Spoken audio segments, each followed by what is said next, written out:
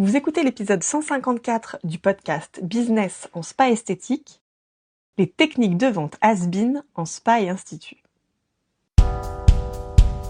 Bonjour, je suis Tiffaine Modeste, la créatrice et directrice d'Expertise Spa Bien-être, le premier centre d'accompagnement des artisans de la beauté et du bien-être qui veulent réussir. Notre mission, vous enseigner ce que vous n'avez pas appris à l'école. La gestion d'entreprise, les stratégies business et le management des équipes. Alors bienvenue sur le podcast Business en spa et esthétique. Chaque semaine, je vous invite à découvrir une nouvelle vision de votre métier avec les meilleures astuces que j'ai mises en place au cours de ma carrière, les outils que je partage avec nos clientes et leurs histoires de réussite, et les témoignages des grands acteurs de notre secteur. Aujourd'hui, nous allons aborder un sujet inconfortable, voire parfois culpabilisant, un sujet qui reste l'un des plus grands casse-têtes dans notre secteur, la vente. Dans les spas, les instituts, la vente, elle est encore trop perçue comme quelque chose de difficile, un truc qu'il faut faire pour faire du chiffre, un truc pas naturel, un truc que les esthéticiennes redoutent de manière générale. Beaucoup d'esthéticiennes et de spa praticiennes, et j'en ai fait partie aussi à une époque, ont le sentiment de devoir vendre parce que, entre guillemets, c'est demandé, parce qu'il faut faire du chiffre. Et c'est précisément ce qui crée le problème. La vente n'est pas naturelle, elle devient forcée, et les techniques qui sont utilisées ne fonctionnent pas ou plus. Et c'est normal parce que pendant des années, notre secteur a été formé à des techniques de vente, encore une fois, je mets les guillemets, qui ont été préconçues. Des phrases un peu toutes faites, des ordonnances beauté automatiques, des listes de produits à réciter. Des méthodes qui faisaient peut-être illusion en 2010-2020, mais qui aujourd'hui ne fonctionnent plus du tout. Et dans cet épisode, je vais vous parler des 4 techniques de vente qui sont dépassées aujourd'hui, que l'on retrouve encore trop souvent, et surtout, comment les remplacer par une approche plus moderne, efficace et respectueuse de votre métier. C'est ce que j'appelle l'approche de la vente conseil intégrée au parcours client. Alors installez-vous confortablement, on y va, c'est parti. Alors tout d'abord, je voulais revenir sur les raisons pour lesquelles la vente est perçue comme difficile dans notre secteur. Parce que pendant des années, nous avons construit une vision erronée, je crois, de la vente. On a fait croire aux équipes que la vente, c'est des phrases types, c'est des mots magiques et c'est des recettes toutes faites. Et pendant des années, les marques aussi ont proposé des formations vente qui étaient en réalité des formations produits.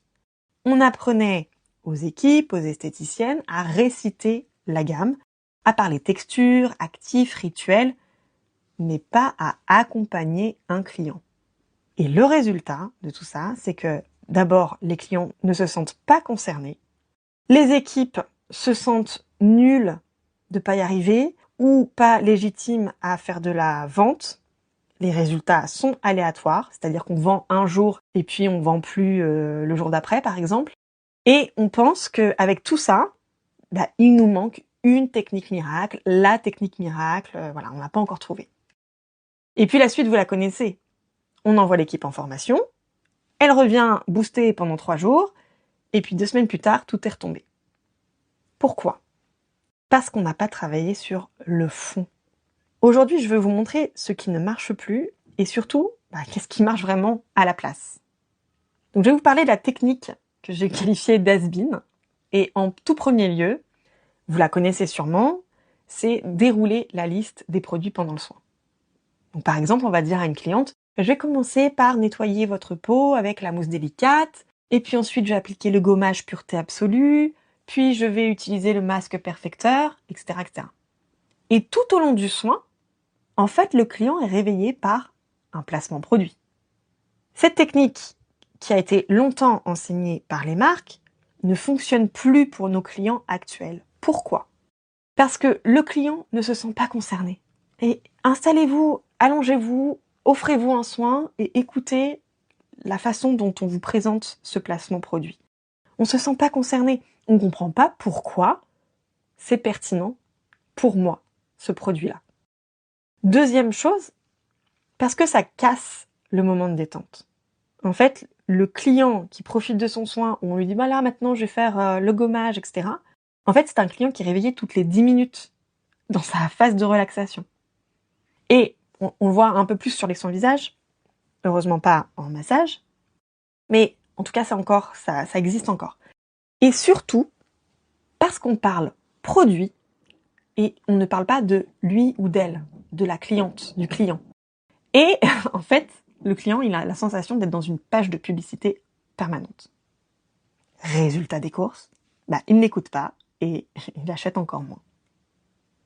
Donc écoutez un petit peu les aspirations des clients quand ils viennent chez vous.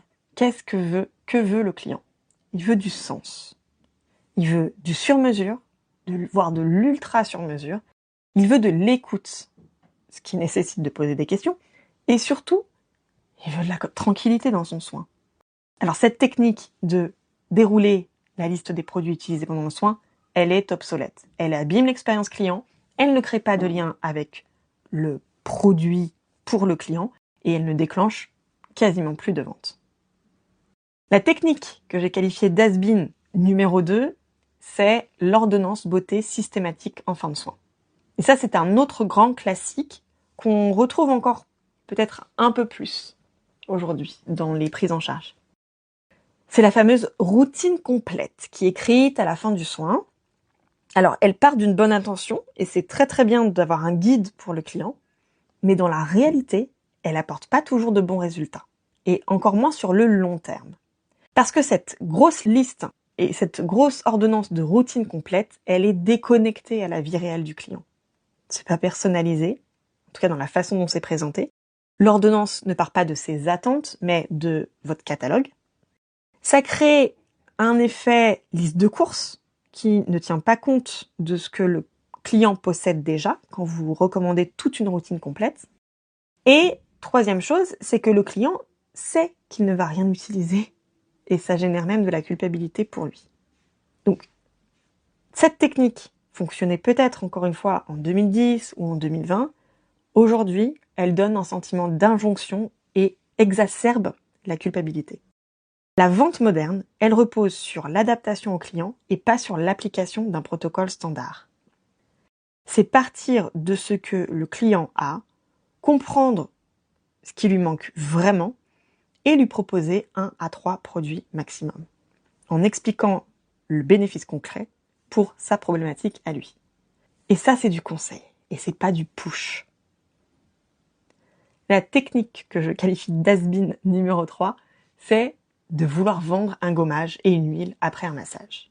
Ça, j'en avais déjà parlé dans l'épisode 42, qui s'appelle d'ailleurs « Vendre plus après un massage », dans lequel je vous expliquais que les clients ne viennent jamais au massage pour hydrater leur peau. Jamais. Un client qui choisit un massage, il vient pour diminuer son stress, soulager des tensions, apaiser des tensions, retrouver de l'énergie pour mieux dormir, pour se reconnecter à son corps. Aucun client ne vous dit « ma peau est sèche en ce moment, donc je vais réserver un massage ». Les ventes de produits sensoriels ne représentent plus qu'une part infime des achats post-massage, parce que les clients veulent du résultat en massage et pas du cocooning. Donc oui, proposer systématiquement un gommage et une huile après un massage, c'est has-been. Le client veut savoir comment entretenir les effets du massage, il veut pas savoir comment hydrater sa peau ou réparer sa peau de crocodile. Et c'est pour ça que je vous invite vraiment à écouter ou à réécouter cet épisode 42, qui fait partie des épisodes que vous avez préférés d'ailleurs, et dans lequel je vous explique tout en détail. Et enfin, la technique has-been numéro 4, c'est d'attendre la fin du soin pour parler ou pour poser des questions mécaniques.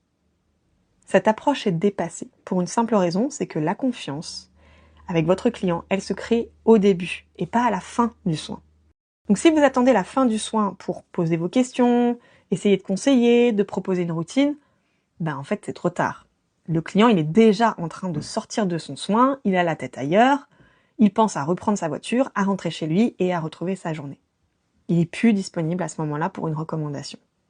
Mais surtout, parce que ça m'est arrivé beaucoup dans les expériences clients aussi, posez 2-3 questions mécaniques comme « Comment ressentez-vous votre peau en ce moment ?»